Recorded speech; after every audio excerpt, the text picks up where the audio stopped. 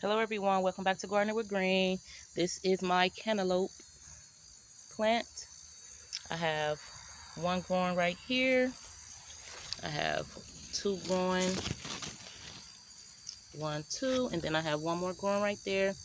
I have 4 plants in this pot, and I have one cantaloupe growing per plant. I was trying to see if I was going to get any more female plants so I can pollinate them with the male plant, but it doesn't look like I'm going to get any more flowering. I've been coming out here every day and checking, and I'm not seeing any, so it looks like 4 cantaloupe is what I'm going to get. I'm happy with that.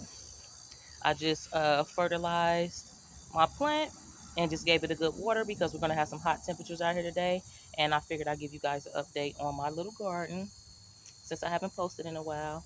But I have 4 cantaloupes growing, and I'll give you guys an update when they grow a little bigger, and I'm ready to harvest. Thank you for watching. Have a good day.